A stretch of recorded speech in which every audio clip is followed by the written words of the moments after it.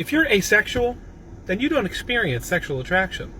If you're aromantic, you don't experience romantic attraction.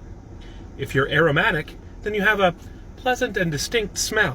If you're automatic, systematic, hydromatic, well then you're grease lightning.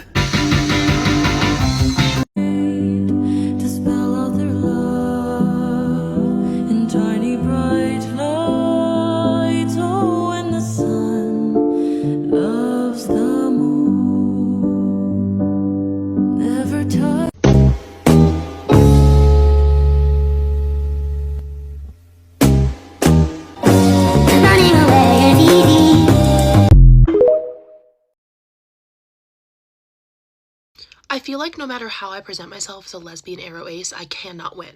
If I say I'm a lesbian-oriented AroAce, all people hear is lesbian. Even if I try to word it in a way that prioritizes being AroAce. If I said something like, oh, I'm AroAce, but like, also kind of attracted to women, which is so frustrating to me because for me, that kind of attracted to women is a side piece. AroAce is what shaped my life and who I am and what I do. On the other hand, if I don't mention the lesbian part and I just say AroAce, eventually when I say literally anything about a woman being even slightly attractive, people just drop the AroAce and say gay.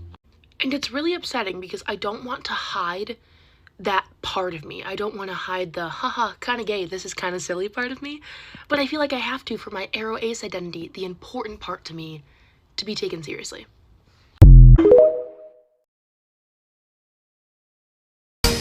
Remix and I'm coming with that pretty bitch, I'm tryna hit her with that can't catch me slipping, I'ma up it when I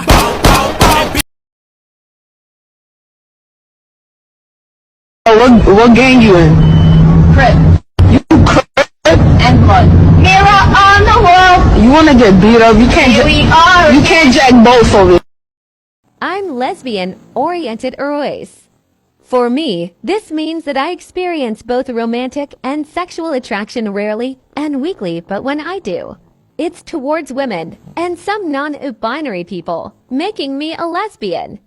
Here's a little explanation on how some people could identify as another label, such as gay, bi, pan, etc., in addition to identifying as AroAce. Aromanticism and asexuality are spectrums, and some aro and ace people may experience romantic or sexual attraction under certain circumstances, because the definition of aromanticism is feeling little to no romantic attraction, and the same goes for asexuality but with sexual attraction. But there are types of attraction besides romantic and sexual. These are often called tertiary attractions. Some examples of this include aesthetic attraction, which is thinking someone is really pretty or pleasing to look at. There's altruist attraction, which is somewhere between platonic and romantic. There's emotional attraction, which is being drawn to someone's personality, their non-physical traits. And there's sensual attraction, which is being wanting to be close to somebody, physically touch them, but not in a sexual manner. These are just a few examples of attractions apart from romantic and sexual, and some aro or ace people may experience these types of attractions. This is getting kind of long, so I'll do a part 2 describing a couple identities that may use another label in addition to AroAce.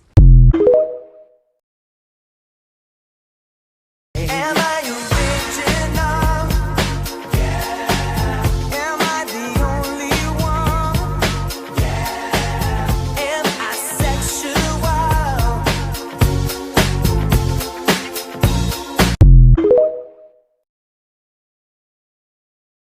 Alright, so let's talk about this. I have seen so many people that are like, wait, how could someone be a lesbian, for example, but also AroAce? This is how. The most basic definition of oriented AroAce is just someone who doesn't experience sexual or romantic attraction, but experiences a different type of attraction that they deem strong enough to label.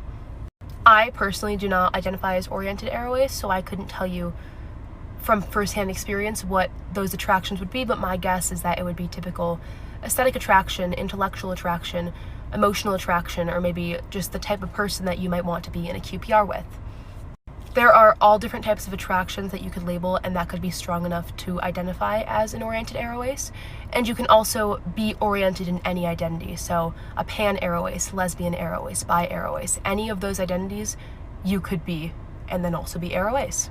Hopefully that's a decent explanation. Let me know if you want to know anything else.